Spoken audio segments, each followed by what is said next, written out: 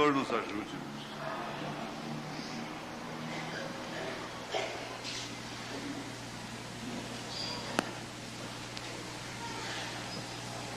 Quando um dos cônjuges, casal, né? Um dos cônjuges, marido ou mulher, peca contra o outro, um acerto somente entre si é tudo? Ou tem que vir na igreja? Não, não tem que vir na igreja, não. Isso é tudo, é claro. O irmão Branham, bom, para começar, tem que se fugir de todo... Não é fugir, porque se a igreja romana tem alguma coisa que enquadra com a Bíblia, você não vai deixar de praticar a Bíblia, porque a igreja romana pratica aqui, é claro. Mas nós herdamos inconscientemente muitas tradições católicas. A questão da confissão ao padre. E muita gente quer confessar ao pastor, como se confessa ao padre. E não é assim. Isso é errado. Isso não é tudo. Agora, é claro que o pastor tem por obrigação, é dever dele, orientar a pessoa, particularmente, discutir o problema, ensinar como fazer naquele caso. Então, um membro, o irmão, vem na igreja, quer dizer, vem ao escritório e fica, é claro que essa pessoa precisa ser uma pessoa qualificada. Por isso que qualquer obreiro que recebe uma confissão, qualquer pessoa que recebe uma confissão de outra e sai publicando aquilo, ela fica culpada daquilo. Você vê, é tão melindrosa a vida aqui, nesse sentido, porque enquanto isso, outros estão até procurando a vida dos outros, né? Procurando, espreitando, escondendo, vendo nos cantos da parede, atrás dos postes e coisas assim. Quando o profeta diz, você fica culpado daquilo. Quando você não pode resolver um problema e você testemunha aquilo, você fica culpado daquilo. Agora, tem a casualidade que você vê casualmente. Mas é certo que esse homem, ele se qualifica como pastor, começando por aí. Mesmo o diácono, que eles tratam de casos na junta, que se chega em casa, a esposa fica sabendo, ele está desqualificado como diácono. Não precisa ser os outros, não, basta a esposa dele saber. Se ele tem uma esposa curiosa, que instigando, investigando as coisas, então o melhor que faz é parar com o diaconato dele. Agora, é claro que você não deve confiar certos problemas a qualquer pessoa, mesmo amigo. Ela pode ser sua amiga hoje, você não sabe o que vai ser amanhã. E assim por diante. Então, o escritório é um túmulo. Tem que ser um túmulo no sentido da palavra, na força de expressão. Ser um túmulo. O que se conversa ali, o que a pessoa derrama ali, tem que ficar ali, entre ela e Deus. Até crime, uma vez um padre entrou aí, numa certa dificuldade com a justiça, porque eles queriam forçar o padre a entregar a confissão de um bandido, um criminoso, uma coisa assim. Eu não lembro mais os detalhes. Mas a lei amparou o padre, porque é segredo de confissão.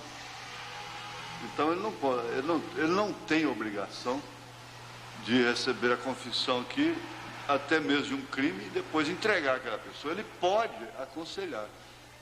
Ele pode dizer assim, olha, filho, é melhor você procurar a justiça, procura um advogado, se apresenta, se entrega. Isso vai ser muito melhor para você. Aí está certo, ele orienta de uma maneira correta. Então é o caso do pastor.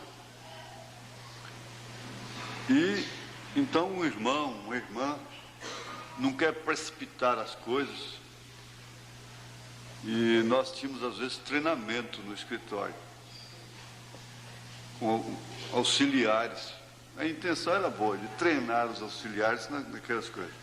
E depois foi corrigido isso. E às vezes para a pessoa conversar com o pastor, com uma pessoa, já é custoso, hein? Agora ainda rodeado de auxiliares, 2, 3.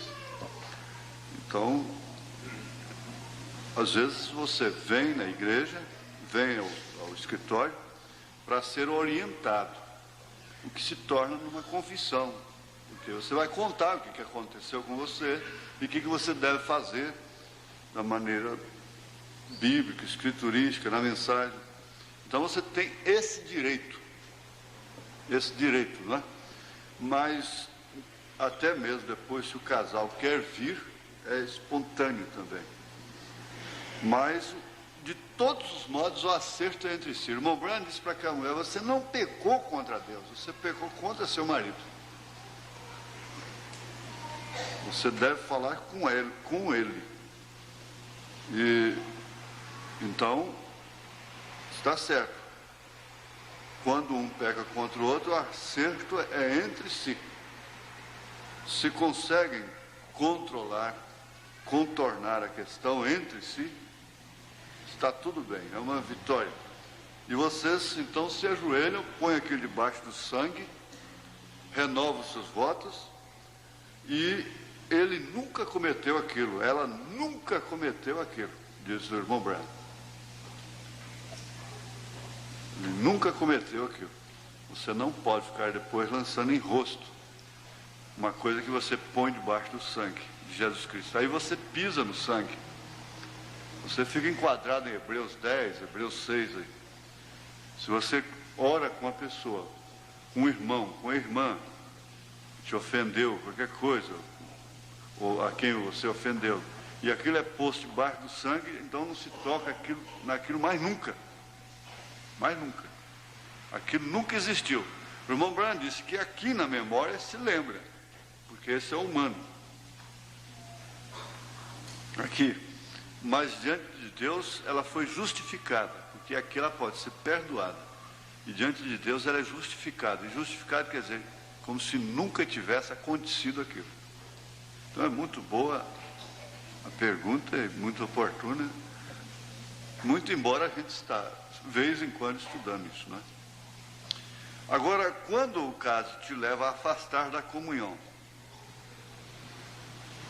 nós temos, então, um sistema que não é legalista, que não é liberalista. Eu creio que é um sistema justo, correto, que satisfaz a consciência da pessoa. Nós temos aí no dia da ceia uma oportunidade para aqueles que vão retornar à comunhão. Então, quando a pessoa está aqui na frente, ela está dizendo: eu pequei, eu errei, eu fiz qualquer coisa, mas já acertei, já venci. Então ela não tem que ser envergonhada aqui na frente do povo e aquela coisa toda. E nós oramos, a igreja ora, lembrando daquilo que o irmão Branham disse: se Deus tirar a mão de misericórdia de mim, eu entro por um caminho muito pior. De forma que essa oportunidade aqui, ela não pode ser também restrita somente ao dia da ceia. Porque uma pessoa pode ter um vexame de vir aqui na frente tratando de sua reconciliação e não sabe se Deus vai recolhê-la antes da ceia, e ela quer ter uma boa consciência de ter vindo diante da igreja e receber uma oração. Isso quer dizer, não pode ficar somente, muito embora Deus vai julgá-la pelo propósito que ela tinha no coração. Ela está esperando a próxima ceia, mas se ela às vezes recebe um sinal de Deus que ela vai partir e quer, quem pode julgar, não? Isso tem que deixar essa observação, não é? Agora, esse sistema aqui é estabelecido para todos, porque na medida que nós medimos os outros, nós seremos medidos. Se nós envergonhamos as pessoas, descaramos as pessoas de público, então nós também devemos ser envergonhados. O diácono, o pastor, e qualquer irmão, qualquer irmã. Porque hoje você envergonha uma pessoa, desmascara ela, passa uma vergonha pública nela. Amanhã, quase certo que é você que está enfrentando aquilo. Isso no mundo todo isso acontece. Você vê hoje, às vezes, pastores mesmo, com aquela exigência, aquela crueldade com colegas, e amanhã eles estão aí precisando de misericórdia mais do que eles. Então, ao longo do tempo, dos anos, a gente vai vendo esses quadros, assistindo isso assim, frequentemente, de período em período, periodicamente, isso está acontecendo. Agora, pode ser feito só casamento no religioso? Não, aí não dá. Aí não é. Aliás, o irmão Branham, ele só fazia o casamento com a pessoa mostrando a ordem do juiz, que a ordem do juiz é a certidão de casamento na lei, não é para nós aqui. Então o juiz autorizava, quando se trata de casamento civil religioso, que nós não fazemos mais aqui, então vem a ordem do juiz para você casar, aquele casal, não é? Está certo. Mas nós não temos esse sistema aqui mais. Você se casa primeiro no cartório e no dia do casamento traz a certidão de casamento, ela é posta aqui na frente. E eu estou sempre, agora, quero que vocês concordem entre si, os diáconos, irmão Elias, quando reunir com eles, e irmão José Carlos, irmão Antônio Pedro, irmão Divino, lembrar disso aí que eu pedi ao irmão Divino no último casamento. Eu não posso ficar aqui dando sinal para o diácono lá, saber se a noiva chegou.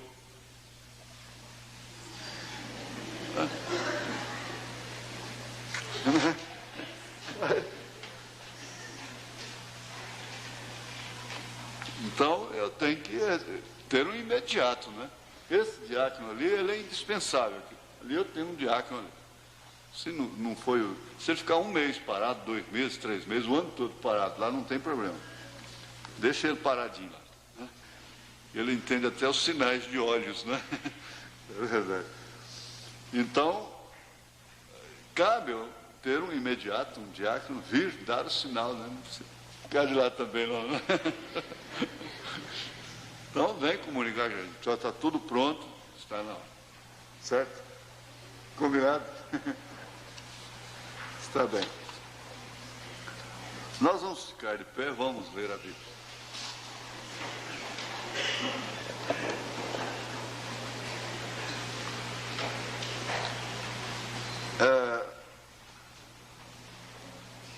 Parece que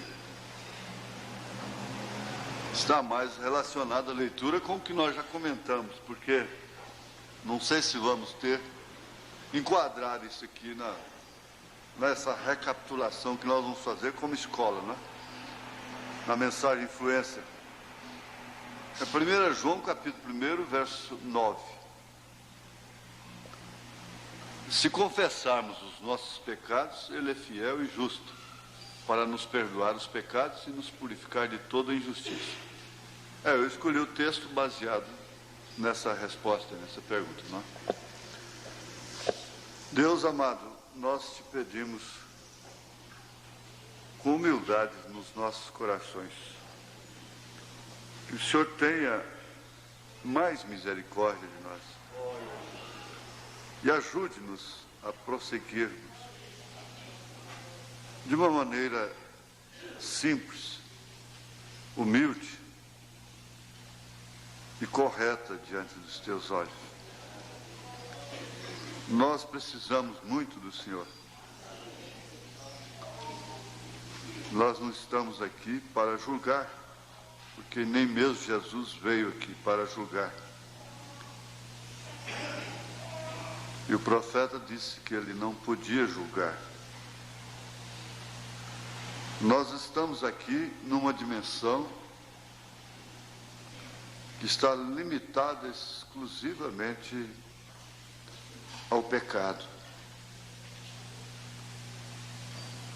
Tanto que ela é criada para que o Senhor mostre, demonstrasse, expressasse os atributos, começando pelo atributo de Salvador. Nós te suplicamos, o Senhor nos ajudar que nunca abandonemos a fé. Porque enquanto não abandonarmos a fé, há esperança para nós. Em nome de Jesus Cristo. Amém. Assentai-vos. Pois bem, então, está bem esse termo aí, se confessarmos os nossos pecados, devemos saber a quem nós devemos confissão, não é?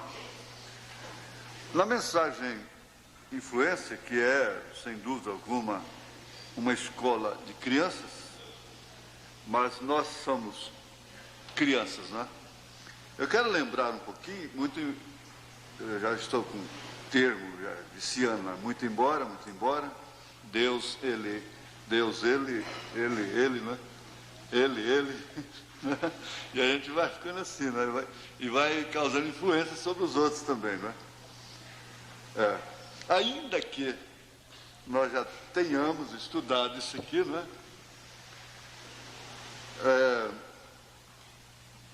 Cantar dá coragem.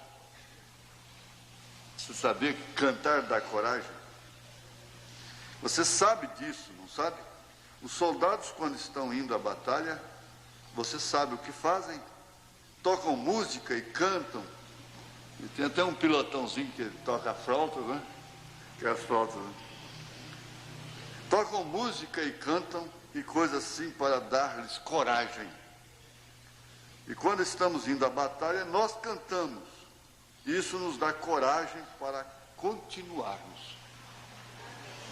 Eu chorava, e se eu pudesse cantar de novo, é um disco que eu já procurei há muito tempo, naquele tempo do disco de 78 rotações, no tempo de vitrolas ainda, né?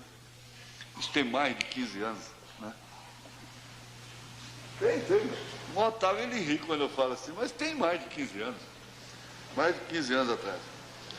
E ele... É uma história da Segunda Guerra.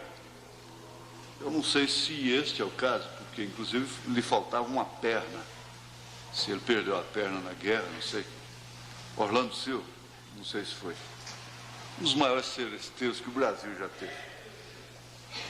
E ele cantava, então, e recitava trechos da guerra, a carta que ele recebeu da mãe, dizendo que seus cabelos tinham ficado brancos, como a neve,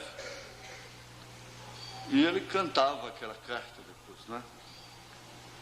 Mas eu me lembro bem disso: todo bom soldado não chora, também não devo chorar. Acima de todas as coisas, meu Brasil, minha farda também devo honrar. Aí que vem acima de todas as coisas. Acima de todas as coisas, ô meu Brasil libertar. E eles cantavam em coro, né? Eles tinham um pilotão cantando, e tinha toque de corneta. E eu sou muito afetivo, fui muito afetivo com minha mãe, então eu chorava feito um bobo. Quantas vezes eu ouvisse aquilo, eu chorava. Mas quando eu leio isso aqui, que vejo o irmão Bernard cantando, sempre vou lá, nessa canção de guerra, não é? Você sabe que cantar evita infarto cardíaco. É interessante. Ele alivia o coração, tira peso do coração, cantar. Tira peso do coração. A mamãe cantava, certo, aprendeu errado, eu também não sou de cantar, né? É melhor que a gente entenda cedo, ó, você não é de cantar, você é de fazer isso, é de pregar, é de fazer outra coisa, mas de cantar você não é. Solar não, cantar na igreja, né? Assim, com a igreja, em casa, no banheiro, não é? Agora, solo lá na frente, você não é um solista, não é? Para cantar.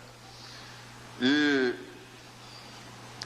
então a mamãe, quando estava muito triste, ela sofria do coração, né?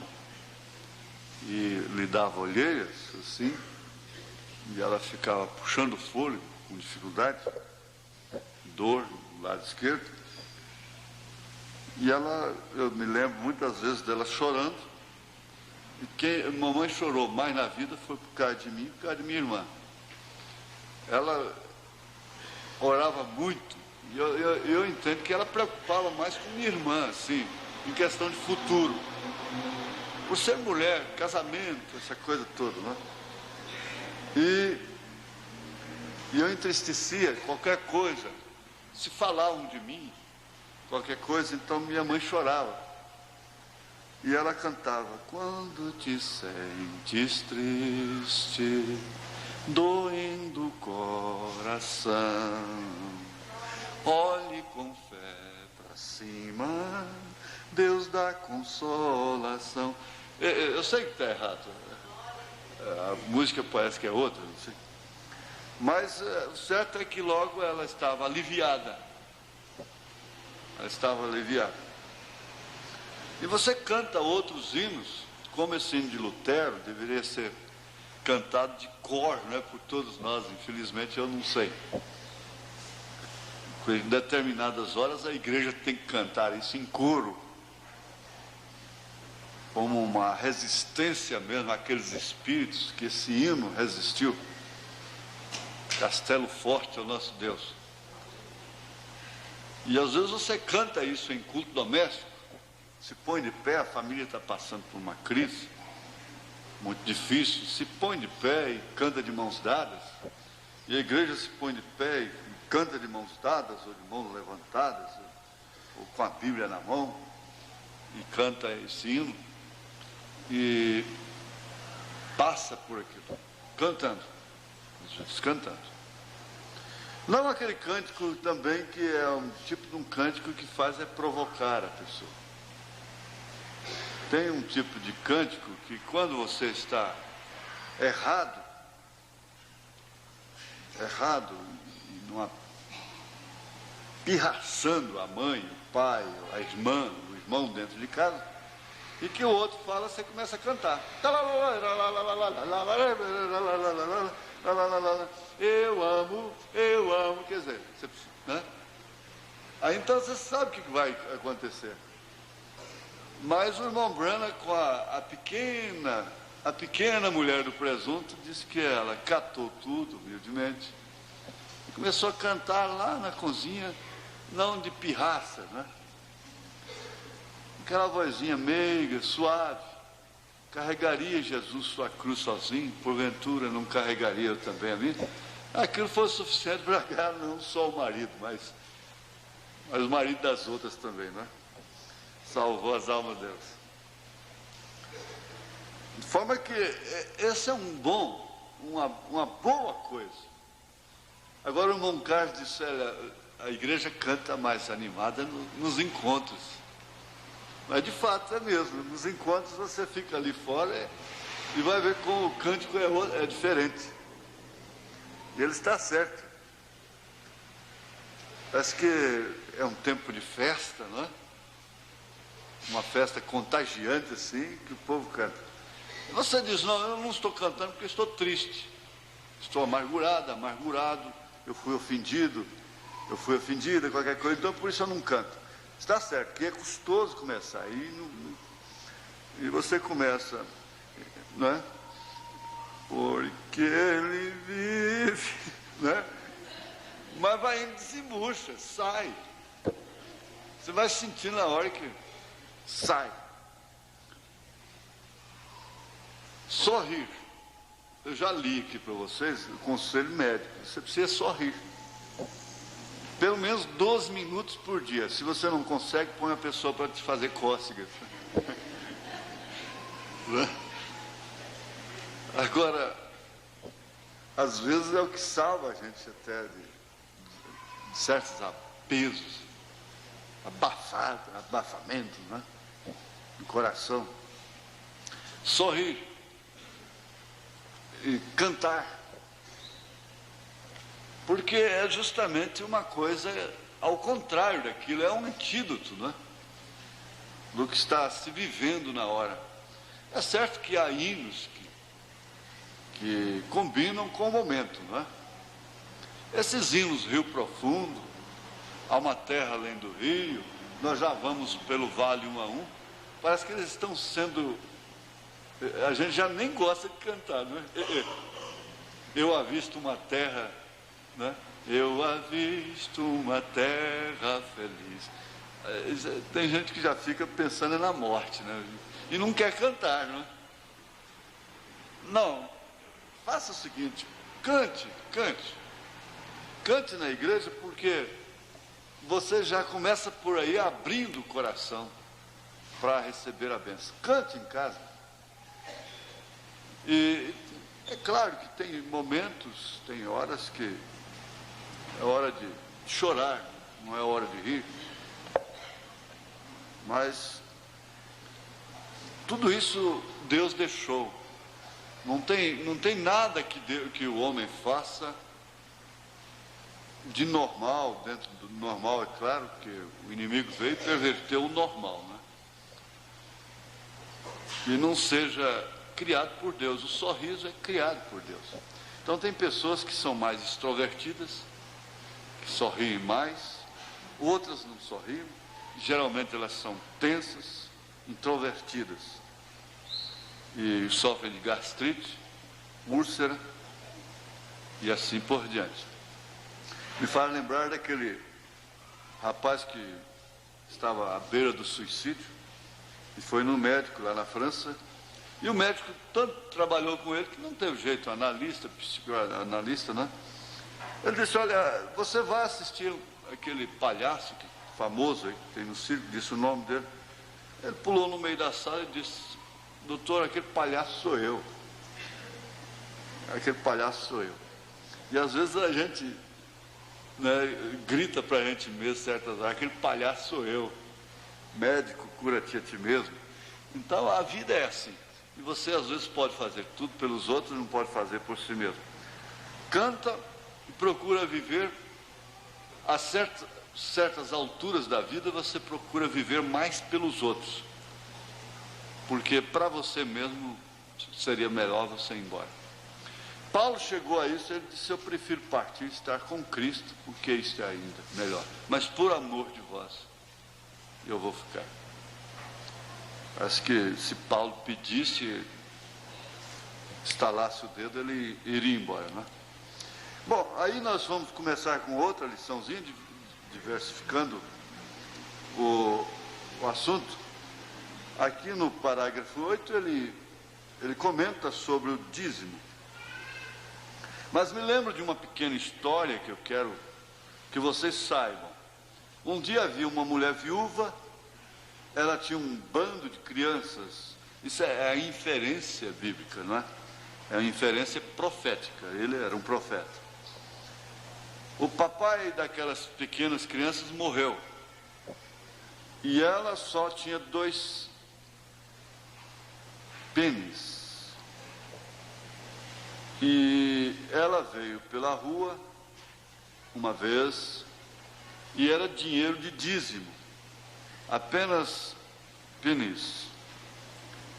Como vocês todos economizaram. E ela o lançou na casa do tesouro de Deus. Jesus estava lá em pé, observando-a. E eu tenho procurado saber o que teria feito se eu estivesse lá em pé. Eu provavelmente teria corrido e dito, não, irmã, não faça isso. Nós não necessitamos desse dinheiro seu. Você precisa dele para seus filhos. Não desprezando, né? Mas considerando que ela precisava daquele dinheiro. Ela era uma viúva. Está vendo? Agora, eu não a teria deixado fazer isso. O irmão Branham, certa feita, ele quis devolver o dízimo de uma viúva. E Deus falou com ele: não tire a bênção da minha serva. Mas Jesus a deixou fazer isso. Está vendo? Ele deixou que ela fizesse. Por quê? Ele sabe que é mais bem-aventurado dar que receber. Ele sabia o que ele faria por ela. Está vendo? Ele sabia. E ele chegou ao ponto de desafiar. Ele disse: eu duvido, eu desafio qualquer pessoa a entregar os seus dízimos e veja se Deus não a abençoa. Até mesmo independente de sua salvação, não é? Independentemente de sua salvação.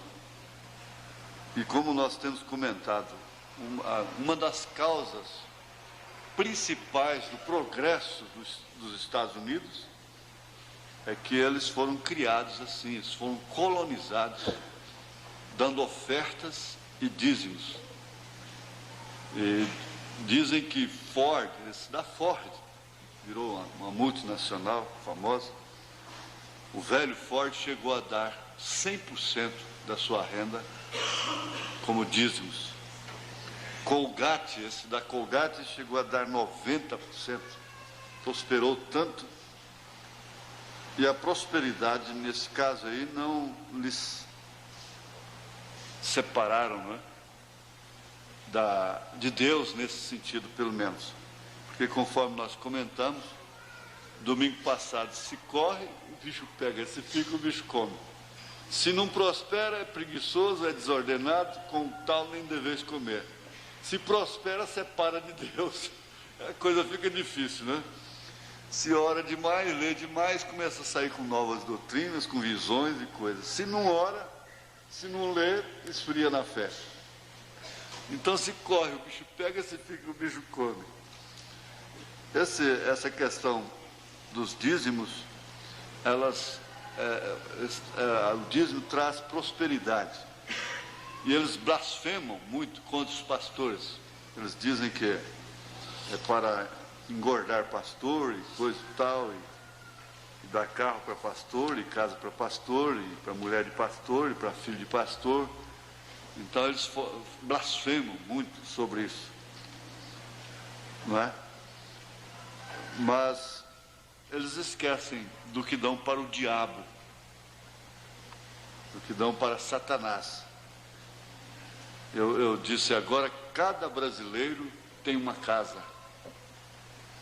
Nós não podemos falar isso no espírito de murmuração. Nós não podemos nem atacar a Igreja Católica, o Papa, com um espírito de murmuração, porque pelo que ela tem, pela fortuna dela, você não pode entrar no mesmo espírito dos murmuradores. Outro dia uma irmã disse que deu vontade de quebrar tudo que tinha dentro de casa. Eu falei: irmã, ela sorriu, ela estava chorando, ela começou a rir. Eu falei: irmã, você vai deixar que o espírito do PT te pega? Porque é o espírito do PT que quebra o que ele tem, quebra os ônibus. É capaz essa semana, a partir de amanhã, vai ter quebra de ônibus. Devia quebrar os carros lá dos generais, dos ministros, não é? Botar fogo nos aviões e nos jatinhos deles. Isso sem murmuração. Mas eles quebram o próprio transporte do trabalhador. Isso mereceria a cadeia, né? Então, mas vem aquela ira, e a televisão ensina muito disso. Elas quebram os espelhos, as penteadeiras, os lustres, os vidros de perfumes, pegam, jogam lá e vão na cozinha e vira a panela, o fogão de perna pro ar, esbagaça tudo.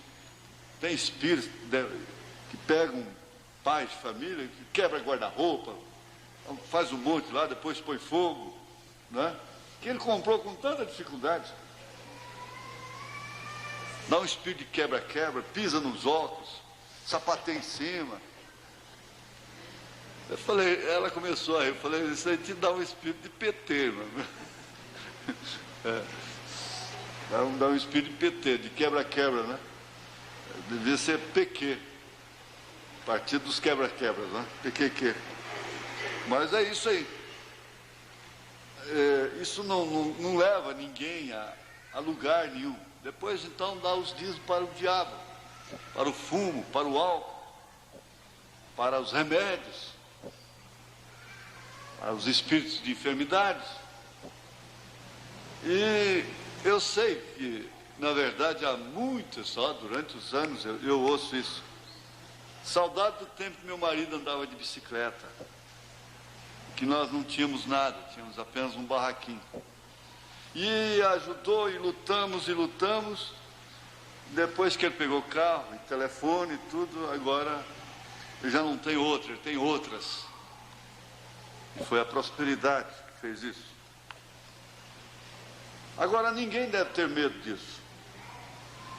Você economiza o que puder, trabalhe dentro dos limites normais, não vai virar japonês também não. O japonês está como se saber parar de trabalhar, não é? E ganhe o que puder, economize o que puder, dá o que puder, mas tenha sempre cuidado para a arrogância não tomar conta de você, a petulância, o orgulho. O pecado é aquilo que te afasta da fé dos apóstolos e dos profetas. E não se considere grande porque você pode lavar os pés de uma irmãzinha humilde, pobrezinha, banguelinha, e você acha aquilo que é um ato de humildade. Eu sempre digo, olha, Deus tem meninas, e essas meninas são essas pessoas simples, humildes, pobres, iletradas, e até meio bobas, meio dementes. Essas pessoas que sustentam a fé de Jesus Cristo, tendo essas circunstâncias, elas são as meninas dos olhos de Deus. Eu considero assim. Uma vez eu disse isso para um companheiro lá em Brasília, a respeito de um irmão desordenado, que ia orar para o enfermo, a irmã cuspia no rosto dela tudo, aqueles dentes podres na boca, cuspia na pessoa tudo. Mas as pessoas até não tinham muito escrúpulo, porque eram curadas. E ele tinha um hálito terrível, de longe. E esse irmão era muito escrupuloso, e evitava, e disse que não tolerava aquele irmão. Disse, olha, cuidado, porque isso aí é a menina do olho de Deus. Hein? Cuidado. Você não vai deixar tomar conta da casa, tomar conta da igreja e fazer o que ele quer, não é? Claro. Mas a consideração, e às vezes a gente se sente pequenos perto deles.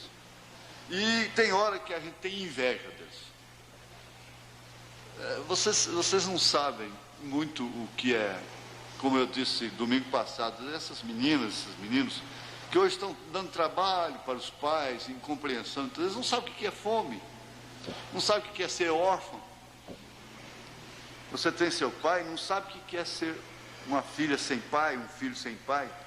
Você tem sua mãe, você não sabe o que é ser uma filha sem mãe, sem pai, ou sem a mãe em casa. A falta da mãe é uma coisa terrível. A falta do pai é uma coisa, como diz, a falta do chapéu no cabide da sala. E todo mundo acha de entrar, abusa. Não tem esse que não prevalece numa casa sem marido. A menos que a mãe seja muito rígida, ferraz mesmo, e que não tranque, que tranque a porta, como eu conheci uma. Então ninguém vai abusar ali dentro de casa. Mas não tem esse lar que, faltando o cabeça, não tem um para aproveitar, abusar daquela família, daquelas crianças, daquelas moças, daqueles rapazes. É difícil. Acho que é uma casa que deveria ser olhada com mais temor, com mais respeito, justamente por faltar aquilo, não é? De forma que isso vai enquadrando na vida prática, e você vivendo na vivência, como o pastor Vanderlei, uma certa feita, falou com outro pastor, porque esse pastor estranhou um comportamento meu com ele. Eu não participei de determinada coisa, determinado acontecimento para aquele pastor. Depois ele comentou com o pastor Vanderlei. Parece que comentou, até não murmurando, de uma maneira assim, até boa, né? Aí o pastor Vanderlei disse para ele: olha, você sabe o que faz isso? É a vivência. É a vivência. Mas quanto mais você vive, mais você aprende, mais você sabe que não sabe. Aliás, foi o que Sócrates disse: o que é que você sabe antes de morrer? Eu sei que eu não sei, não é?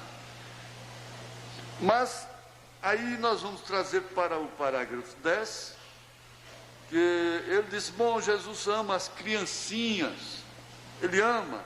E havia um menininho, uma vez chamado Moisés, vamos falar dele apenas um pouquinho. E ele era um bom, você sabe o que o tornou, ajudou a torná-lo um menino bom? Ele teve uma boa mãe para criá-lo. Teve uma boa mãe. Teve uma boa mãe. Mas boa mãe, o que seria uma boa mãe? Você sabe que Moisés acabou sendo criado pela própria mãe, né? Sob a tutela de Faraó, da filha de Faraó. Mas ela foi tão sábia, e você sabe, a mulher, se ela for tola, ela destrói o lar. Ela não destrói o lar, não é prostituindo, virando uma bêbada, e sair por aí com uma vadia. Não é nesse sentido, porque isso nem pode se referir, nem se fala. Ela destrói o lar por falta de sabedoria do alto, não é porque ela não formou, não é doutora, não estudou sociologia, não é isso. Não se formou em pedagogia, não é isso também. Eunice, Lloyd, aquelas mulheres da Bíblia não se formaram em pedagogia para tratar com crianças, não. E elas foram, no entanto, professoras, maestras. Elas foram modelos para as mães. A mãe ensina detalhes íntimos e coisas assim. Você vê quando uma moça hoje, ela está trabalhando, uma senhora vai agachar para tratar com a criancinha à vista dos outros, ela põe a mão assim, aqui, mesmo sem o vestido ser decotado, mas você entende? Você sabe o que foi aquilo? Aquilo foi a mãe que ensinou. Foi a mãe que ensinou ela a agachar assim, por a mão, e conversar com uma pessoa, uma família no carro. Estão despedindo, uma família, irmão, irmã, mesmo irmãos na carne, coisa e tal. Ela vai agachar assim para dar tchauzinho. Ela automaticamente ela põe a mão aqui. Sabe o que é isso? Isso vem do berço. Isso vem do berço. Chama-se educação de berço. A maneira de se assentar. E você vê a pessoa comendo com a boca fechada, não mastigando, assim, conversando, e sorrindo e mostrando tudo lá dentro, tá, né? É uma descontração, na verdade. Mas a educação do berço é que ensina a pessoa a botar a mão assim, né? Eu não gosto de contar as coisas, eu não posso contar as coisas para fazer vocês rirem. Não é para isso. Mas às vezes há coisas que fazem rir e que caem na ilustração certa. Na ilustração certa. Nós temos o exagero de palitar os dentes assim, não é? Com a mão aqui. Bom, isso já é exagero. Você pode palitar os dentes com a boca fechada. Você vê. Não é? A escola pega todas essas coisas. Escola é escola, né? Pega coisa lá do berço, né? E é a mamãe que ensina isso, o papai ensina isso. Não comer com aquela opressão de ética. A ética oprime, né? Os americanos comiam com faca, o frango com faca e garfo. Hoje eles lambem os dedos, diz o irmão Branham. Quebrar aquela opressão. Porque a ética social é uma opressão maligna, até nas vestes. Ela é uma opressão maligna. Ela oprime as pessoas. Mas tudo tem um centro, né? Eu gostei sempre, eu Eu entro num restaurante que não sei como que eu uso das coisas, e eu observo os outros fazerem primeiro. Eu fico ali dando uma né? E coisa e tal, e no aeroporto, e coisa e tal, e parece que, né? A gente aprende assim, para não dar goianada, né? Você então, olhando, isso causa muitas influências. Dizem que o português veio comer no Brasil com o cunhado dele. Quando chegou em casa, a irmã dele gostou da comida, e demais. Eu só não gostei daquele negocinho que a gente come depois, assim, ó, com a mão assim. Eu comi só 10, eu não dei conta de comer mais. É um palito, né? Então, é aquele exagero, aquela coisa, né, de comer escondidinho, né? Tem que comer escondido.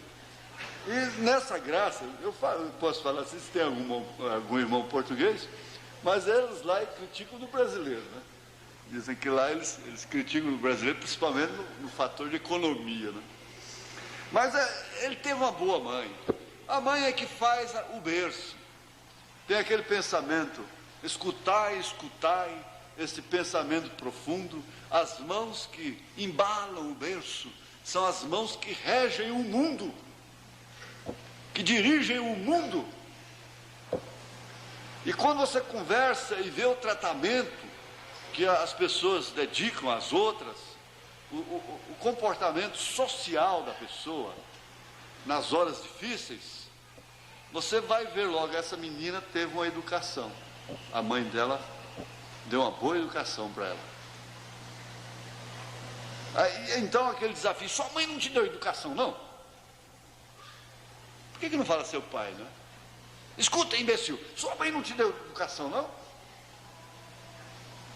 Mas a mãe, sem dúvida, se a mulher contentasse com sua posição, com o seu lugar, e aperfeiçoasse na sua posição, o mundo estaria completamente diferente. Completamente, porque de todas as formas ela está regendo o mundo. É a mulher que rege. Salomão não disse à mulher, o homem sábio edifica a casa. Quem edifica a casa é a mulher sábia. E como já disse, a mulher que tem sabedoria do alto, buscada aqui nesse conselho de Tiago, capítulo 1. Meus irmãos, tende grande gozo quando cairdes em várias tentações, sabendo que a prova da vossa fé obra a paciência. Tenha, porém, a paciência a sua obra perfeita, para que sejais perfeitos e completos, sem faltar em coisa alguma. Se algum de vós tem falta de sabedoria, peça a Deus, que a todos dá liberalmente. Eu não disse, vai para a escola, isso é outra coisa, ele está falando de outra sabedoria. Peça a Deus, que a todos dá liberalmente, e o não lança em rosto, e ser-lhe-á dada. Peça, porém, com fé, não duvidando, porque o que duvida é semelhante à onda do mar, que é levada pelo vento e lançada de uma para outra parte. E não pense o homem, ou tal pessoa, ou tal mulher, que receberá do Senhor alguma coisa. É pela sabedoria do alto. Senhor, me dá, Salomão pediu sabedoria. Me dá sabedoria para entrar e sair, para me sair dessa situação. Isso ele é esperto. Está certo, ele tem a esperteza dada por Deus para sair de uma encruzilhada, de um aperto, para ele dar uma jacosada até, né? Foi Deus quem lhe deu essa sabedoria. E se Deus dá uma chance, você às vezes diz assim, olha, se você conseguisse escapar, eu não te mato. E quantas vezes, às vezes até um frango, uma galinha, uma franga escapava. Ela não morria daquela vez, porque ela conseguiu escapar da mão da gente já. Aí a outra de bobeira ficou lá, aquela saiu. Escapou-se, né? Então, Deus até respeita. Você vai ter seu vale de Jaboque, lá na frente ele te espera, ele trata com você, tudo bem. Mas nós devemos até... Tinha aquelas senhoras brancas, É claro, senhoras naquele tempo só eram brancas, né? E aqueles senhores, e filhos de senhores, filhos que não eram a favor da escravidão. Ali facilitavam até, e eles ficavam calados, pelo menos, quando um escravo tratava de escapulir. Se eles não podiam ajudar, pelo menos eles ficavam caladinhos. Se eles não podiam fazer nada para ajudar, eles ficavam calados. E aquilo, diante de Deus, soava como uma sabedoria do alto. Essa sabedoria, eu tenho visto mães que, por falta de sabedoria, destruíram seus lares. Na hora que houve aquele choque, a mulher, por falta de sabedoria, acabou de empurrar o marido. Quebrou, não tem mais ambiente para ele dentro de casa. Acabou de empurrá-lo para fora. Ela acaba de empurrar. E ele vira aquele nenenzão. Aquele nenenzão emburrado, bruto. Quando ele está precisando é de porrete, não é? Ele está precisando é de um câncer para tratar dele na cama. Ele está precisando é de quê? Como aquele cavalo, né, que não quis o jockey manso, então botou um jockey matador em cima dele, aí depois, com o tempo, ele ficou mansinho, né? Porque era espora e porrete. Então, o homem, quando ele está errado, ele fica violento, bravo, ignorante, e não aceita nada. Mas a sabedoria contorna as coisas, deixa o tempo passar. Eu sempre tenho que lembrar de minha avó. Às vezes eu encontro pessoas que eu digo, você parece com minha avó. Eu tenho encontrado pessoas que eu tenho dito, mas parece com minha avó.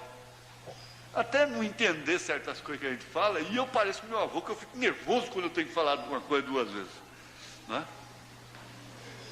E então ela teve tanta sabedoria, como já vos contei, que no fim de tudo, tratando de 8 filhos, com água, sal e farinha, às vezes o homem jogando, e com outras mulheres, filho de outra na cidade pequenininha, aquela coisa toda. E, por fim, um dia eu vi aquele velho assentado comigo na cama, já salvo, e lágrimas corriam pelas suas barbas brancas. Lágrimas copiosas. Ele não soluçava, aquele choro que a pessoa não grita, não soluça, que conversa calmamente com as lágrimas não pingando, correndo. Porque tem umas que pingam e outras correm. Aquilo pingava assim. E trêmulo, ficamos sem sua avó. Mas o que aconteceu é que a avó ainda levantou e sepultou o velho, o marido. E dentro de seu bom espírito que é, porque a pessoa tem um bom espírito. A pessoa, o cristão, tem um bom espírito. E aquele bom espírito criava uma atmosfera tão grande de segurança para a filha que era viúva, as filhas que eram viúvas, que a irmã da irmã Anita também foi viúva, uma viúva corajosa, trabalhadeira, não é? E aquela atmosfera de segurança, de apoio moral que a mãe dá para a filha. Apoio, exemplo, modelo, aguentando aquilo, suportando aquilo. E a filha chega, às vezes hoje a filha moderna, e chega e diz: mãe, a senhora não tem que suportar isso, meu pai. Filha, você não sabe o que você está falando. Amanhã você vai ter sua casa, seu lar, seus filhos, e você vai entender. Por outro lado, você sabe, Deus jogou isso sobre ela.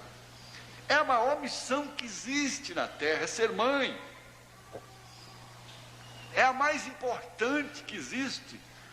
E o profeta disse: ele teve uma boa mãe para criar. Isso enche o coração, isso enche a alma, enche o espírito, porque sua mãe está sempre com você. Ela morre, vai embora, e você está sempre vendo o dedinho dela.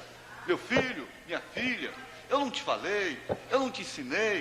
Não é assim. Uma toalha que cai no banheiro, você pensa em deixar lá, lembra da mãe, depois de velho. Depois de velho, lembra da mãe. A mãe, um sabonete caiu. Vou deixar isso aí, depois, quem vem depois pega. Mas lembra da mãe depois de velho. O que uma mãe dá, ladrão não rouba. Ninguém toma.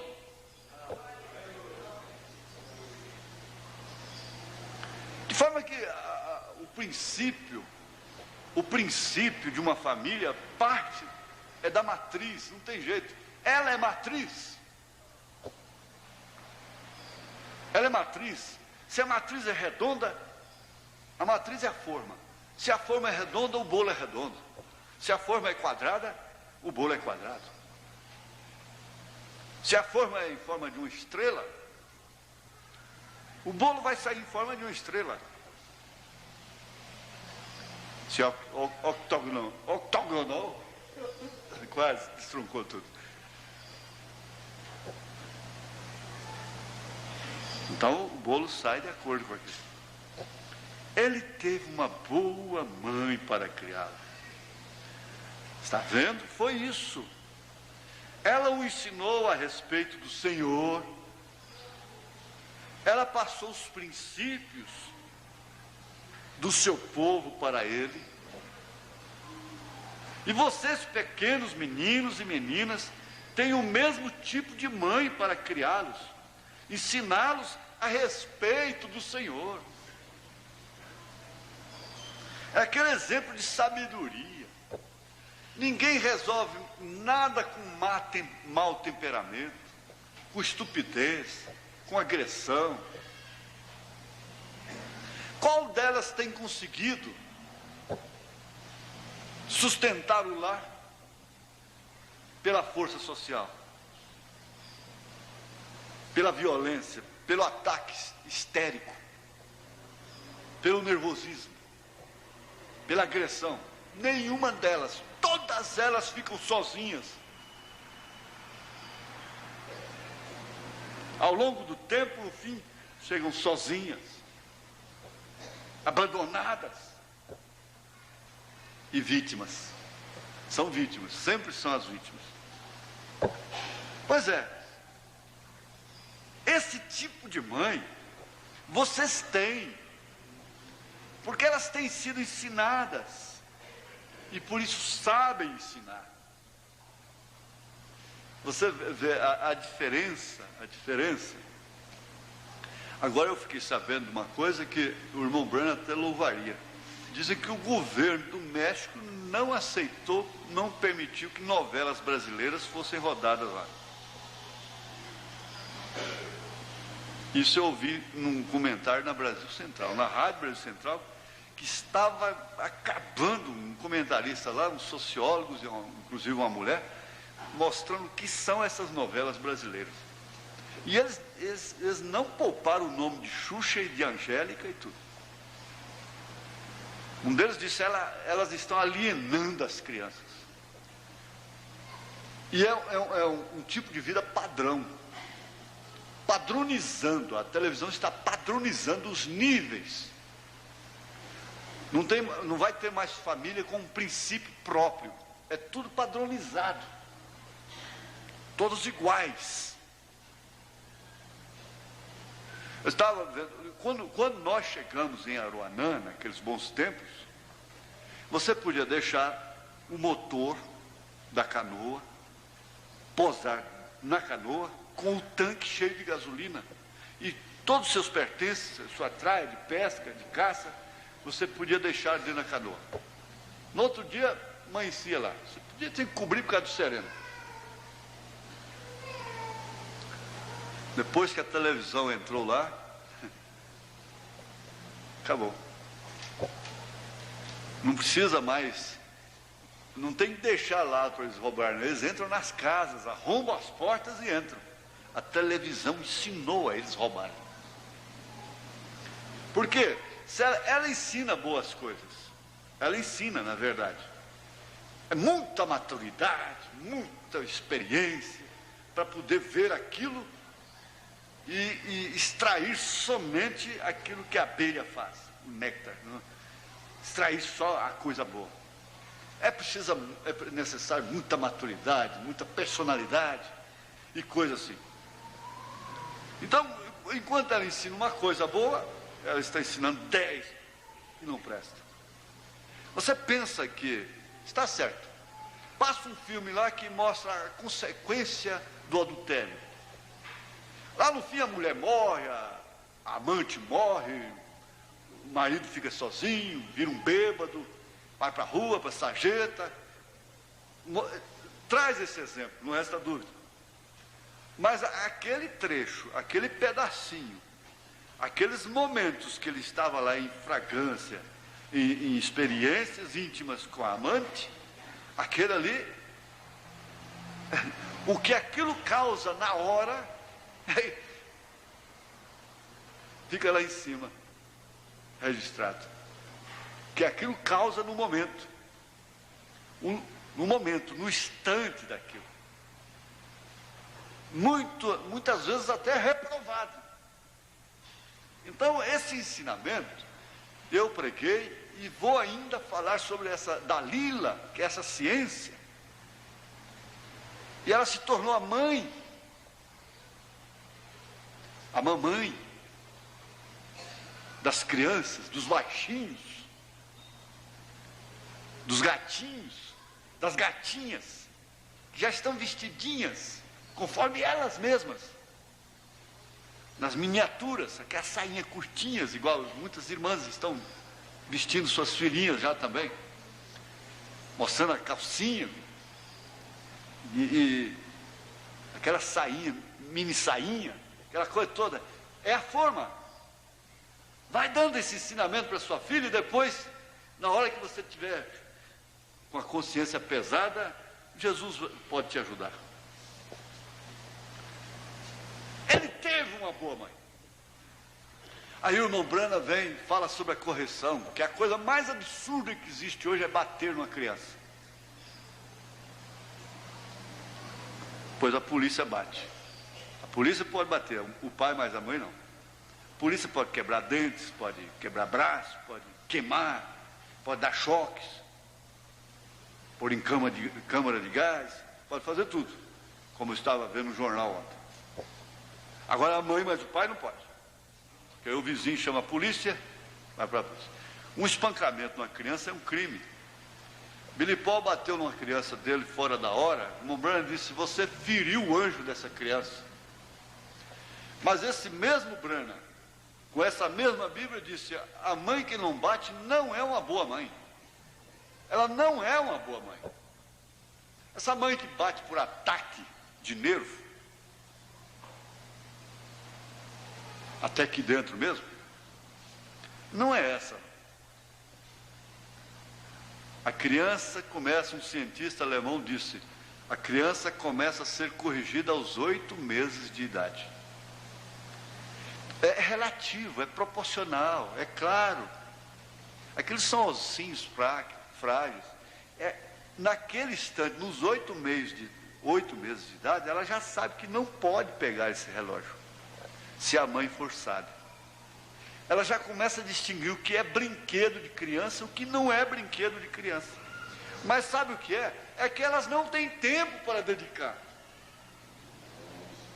Não tem prazer, não tem entusiasmo, não tem vaidade com aquilo. Então eles estão constatando cientificamente isso. Cientificamente.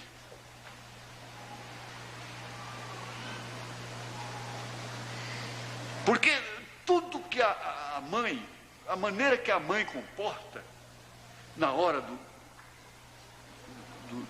da injustiça que ela está sofrendo, ela está transmitindo aquilo para suas filhas, para os seus filhos. E normalmente eles ficam mais agarrados às mães. Normalmente eles ficam mais afetuosos com as mães.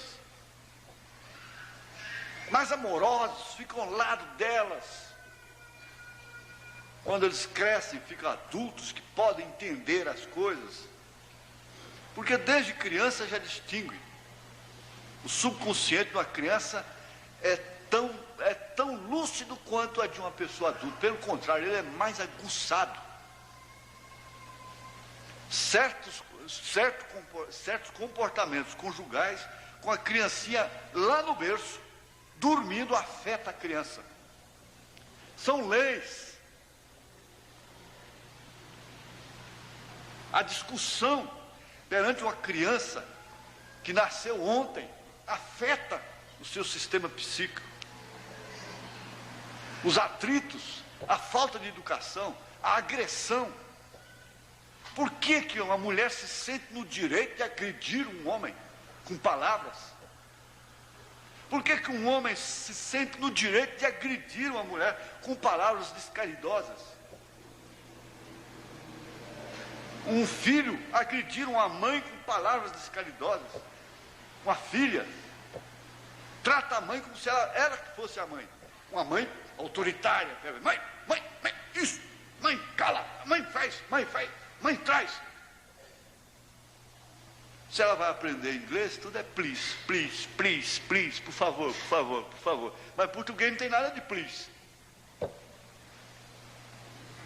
Se vai tratar com americano, se viaja, é aquela educação dentro do avião, é aquela educação lá no exterior, a mesma aqui com os outros de fora, aquela educação, por favor, dá licença, excuse me, please, please. Com a mãe, mãe, traz aqui, leva lá. Só não fez isso, só não lavou, só não fez. É a mamãe mais rígida que tem. Ou as mamães, né? São as filhas austeras, determinadas. Eu não sei por que ficou assim, né? Agora, se um filho não tem direito de agredir uma mãe, nunca, ele não vai ter vida longa. Ele não tem direito de agredir um pai, por mais débil que seja aquele pai. Ele não tem esse direito. Um irmão não tem direito de agredir o outro. Uma irmã não tem direito de agredir a outra.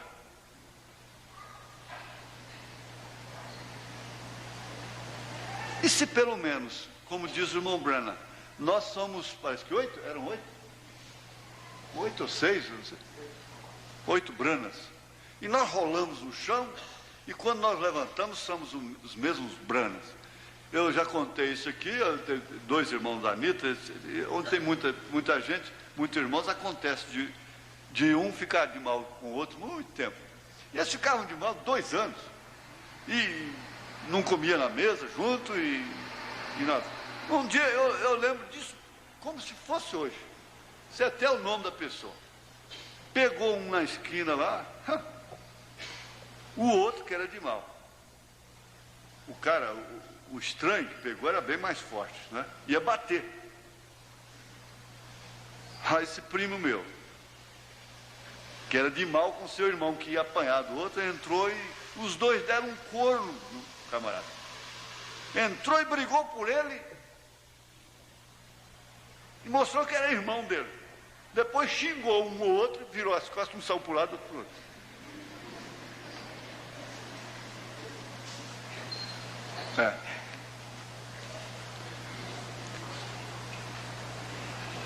Como é que você pode comer a mesma comida, beber da mesma água, dormir dentro do mesmo quarto, de mal com sua irmã?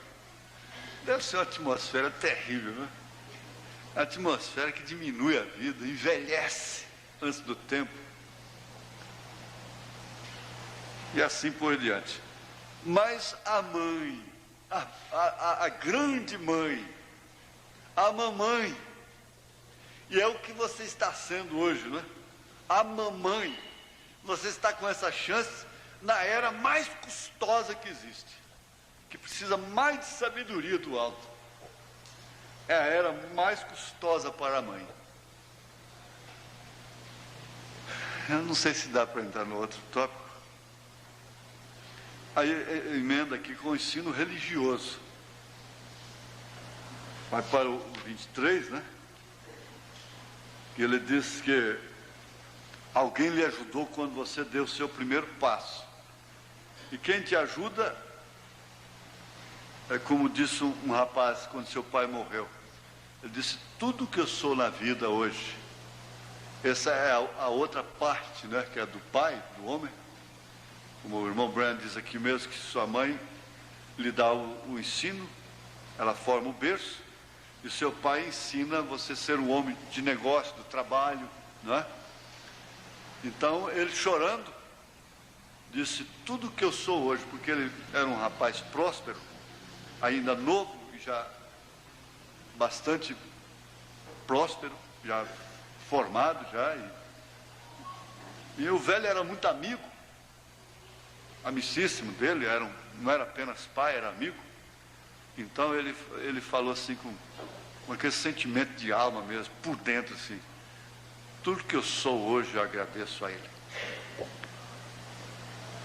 Você tem a recompensa, ainda que lá no túmulo um dia ela vai falar, tudo que eu sou eu agradeço a ela, eu agradeço a ele. Você sabe que tem pessoas que agradecem, uma pessoa entra na vida de uma família e desde que se casa ali, coisa e tal, aquela família muda, se torna uma bênção, muda e qualquer coisa acompanha, parece que tem uma bênção que acompanha aquela pessoa, que onde ele chega, onde ele entra até de maneira errada, até no lugar que ele não devia entrar, a arca da aliança era assim, onde ela estivesse, ela era bênção até para os filisteus. Era. E aí, enquanto Israel não consertava a coisa e tal, para ela virar uma maldição lá, da hemorroide e pintar os 7 por lá. E por que eles queriam a arca? E você se torna uma bênção. Uma bênção. Ainda que lá no túmulo, como um profeta diz, com suas mãos geladas, é quando mais se reconhece o valor da pessoa, é quando ela está longe, quando não pode mais falar com ela, é quando não pode mais lhe dirigir uma palavra de afeto, de consideração, é quando não pode lhe dar uma rosa mais, não é? Então enche o seu caixão de flores, põe coroas de flores, porque não lhe deu uma rosa enquanto estava viva, né? Mas quando deitado lá ainda, às vezes o pai foi até um ignorante, não teve felicidade de conhecer nem o evangelho, mas em determinado instante o filho fala, isso aí me deu saudade do meu velho pai, meu pai me deixou essa lição. Ai, que saudade do velho, que saudade da velha, né?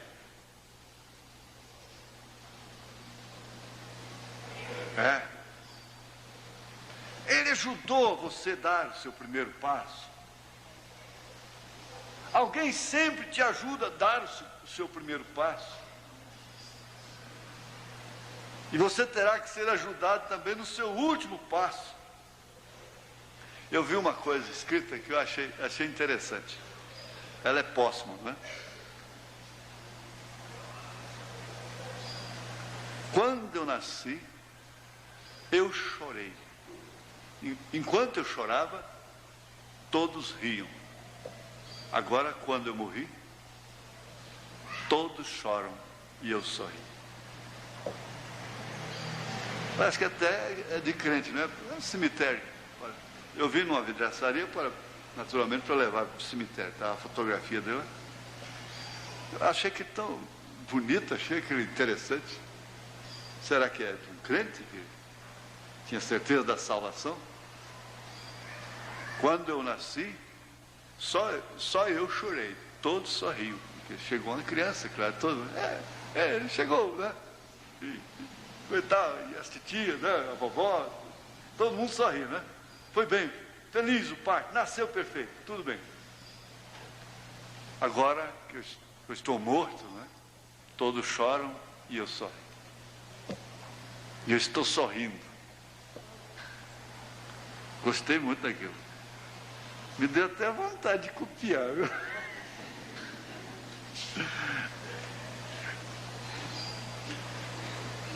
É isso mesmo. Quero que você se lembre disso. O seu primeiro passo é sempre acompanhado por alguém. É sempre acompanhado.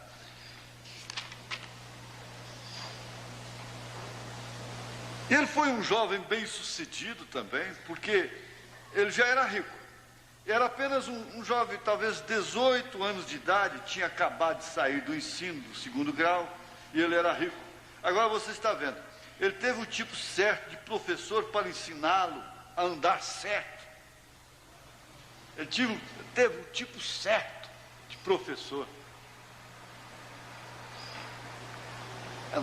Você diga com quem tu andas, que eu sei quem tu és, né? Porque está certo que você não tem que matar as pessoas, não é? Mas há pessoas com as quais você não pode andar. Você não pode ter relacionamento pessoal, particular, íntimo, assim, conviver com elas, não é? Tem, mas você não tem que ser propriamente inimigas delas. E elas também não têm que ser suas professoras. Vira e mexe, quem é a professora do mundo hoje? É a ciência. Do bem e do mal. E esse rapaz teve um tipo certo de professor. Quem foi seu professor? Seu próprio pai.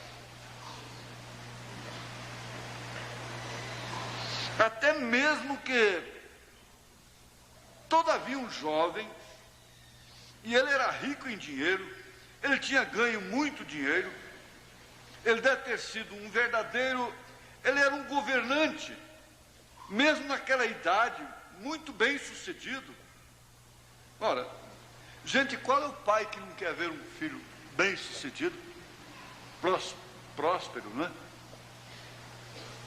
Acho que seria o maior orgulho. Quando o irmão Wilson vê o pastor Weber pregando aqui, eu sei que ele gosta de todos os filhos, mas sem dúvida alguma,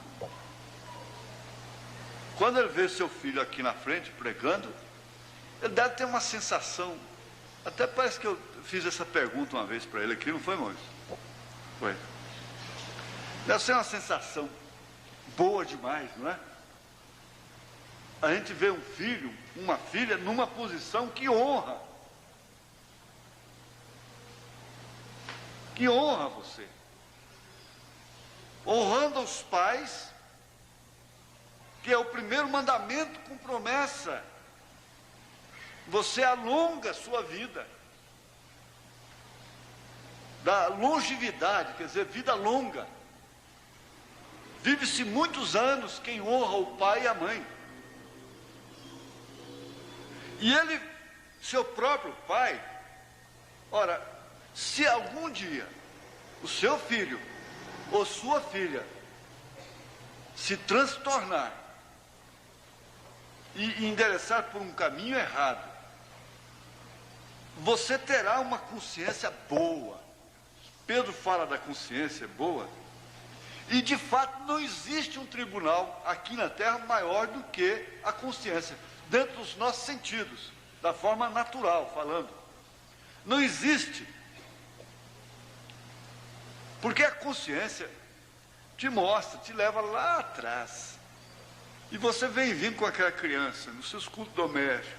Você sabe o amor que você teve por aquela criança. O desejo que você teve dele ser um homem, dela ser uma dama. E tudo que você fez, você foi até exagerado no cuidado. Foi extremamente zelosa. E você sonhava de um dia vê-lo assim, próspero em algum sentido. Quem sabe, muitos pensam ser um médico, ser um advogado. Outros sonham, meu filho será um pastor. Ninguém pode fazer filho pastor, ninguém pode fazer filho pela oração ser um pastor. Um pastor nasce pastor. Mas você vê aquele homem, ainda que ele não fosse um grande homem, um político, que um cristão revelado hoje até não desejaria grandes coisas para um filho, né? Mas se aquele homem idôneo, que tivesse a sua infância normal, suas falhas e tudo, mas que no fim você pudesse vê-lo também arcando com as suas responsabilidades. Ora, lá no Oriente, existe o sistema da adoção. Hoje, nós entendemos que a adoção é assim, você criar um filho que não é seu, mas não é assim propriamente. No termo bíblico, não. O próprio Senhor Jesus Cristo recebeu a adoção do Pai, lá no Monte da Transfiguração. Isso porque ele cuidou dos negócios do Pai. Quando os seus pais terrenos, José e Maria, mandaram um recado para ele lá no templo, ele disse, olha, me importa tratar dos negócios de meu pai. Aos 12 anos de idade, ele estava preocupado com os negócios do seu pai. E por isso ele recebeu a adoção. E o irmão Branham mostra que escolhia-se o tutor, o mestre, para aquele menino. Então ele vinha e dizia, olha, ele interessa pelos seus negócios. Ele é responsável. Ele é, de fato, uma pessoa jovem, não é? Mas, desde então, o pai o vestia de branco e fazia uma adoção pública. E aí, então, aquele filho podia assinar pelo pai, daquela hora em diante, daquele momento em diante. Que ele mostrava interesse. Mas, os pais são advertidos nesse sentido, que eles cuidavam. Quem pode escolher a professora de uma criança hoje? Que professora que temos? Quem pode escolher o professor de uma criança hoje? Que professor que nós temos? Então você forma um antídoto. Você tem um berço. Se eu fosse a presidência da República, eu ia dizer, eu ia assinar um decreto e ia fazer, eu queria ser ditador, eu não queria congresso não, é ditador, ou então rei, né? Dizer, faça isso e acabou. A educação da criança, até a sua parte primária, é completamente dos pais.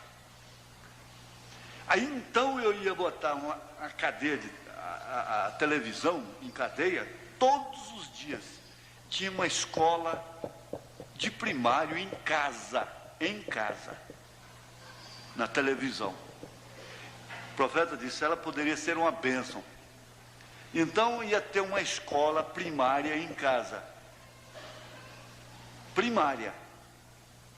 Em casa. A própria mãe acompanhando. O governo dava os livros, os cadernos e dava tudo. E a própria mãe acompanhando as aulas. E quando aquele menino fosse para o próximo passo, o segundo grau, ele não tinha que prestar exame não. E ninguém teria que prestar exame não. O curso seria exatamente isso. Um aproveitamento individual, pessoal de cada um. São 8 anos de escola. Ele tem 8 anos de escola, ele aprendeu tanto, o outro aprendeu um 60%, outro 70%, outro 80%, outro 100%.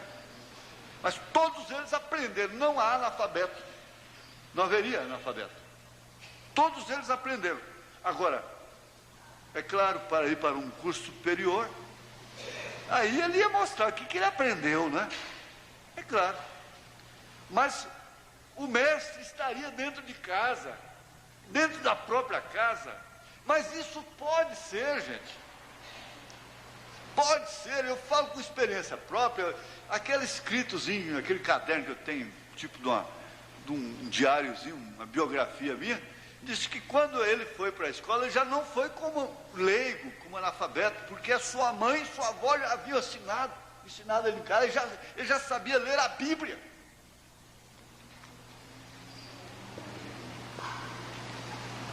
Esse pré não é necessário. Pelo menos o pré deveria ser a mãe. Pelo menos o pré. Mas tem tem muito o que fazer lá fora. Então já tem que ir para o pré logo, de chupetinha na boca. Não é certo? Já maculando. Ninguém pode consertar o mundo, não adianta. Ele deve ter sido um verdadeiro. Ele era um governante, mesmo naquela idade, muito bem sucedido, está vendo? E agora ele teve um professor que eu tinha ensinado, ensinou-lhe o certo, como deveria fazer. Ele teve a instrução dele. E então outro professor, este jovem teve, que depende de como você é criado. Como você é criado. Mas este jovem teve um ensino religioso em sua casa. Gente, ó, tem muito, olha, tem o 32, 37, 51, 76, 88, 115, tudo sobre esse tema. Não vai dar, vamos ficar de pé. Já passei 10 minutos. Senhor Deus, melhor professor do que o profeta não existe. Melhor professor do que o Espírito Santo não existe. Melhor professor do que uma mãe não existe. Melhor professor do que um pai não existe. E assim nós compreendemos que o ensinamento é de grande valor. O ensinamento é comparado com uma chuva, que sem ela haverá fome, morte, seca. O ensinamento é chuva, dá frutos, dá sementes para a próxima safra. E é isso que está acontecendo aqui. É isso que está acontecendo aqui, Senhor. Com essas crianças, com essas mães, com esses pais. Nós te pedimos perdão dos nossos pecados. E agora que esta chuva de ensinamento possa produzir também aquela saúde, aquele descanso, aquela paz no coração, que sem a qual nós vamos morrer antes do tempo. Em nome de Jesus Cristo, acompanha cada um dos teus filhos e dá-nos um resto de dia abençoado, como também o encontro que inicia quarta-feira de manhã, com o culto de abertura à noite. A viagem de cada irmão, nós colocamos diante do Senhor, em nome de Jesus Cristo. O Senhor vos acompanhe. Amém.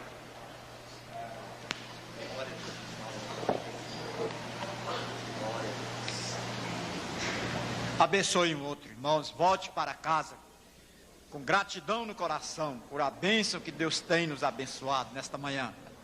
Deus abençoe os irmãos no nome de Jesus Cristo.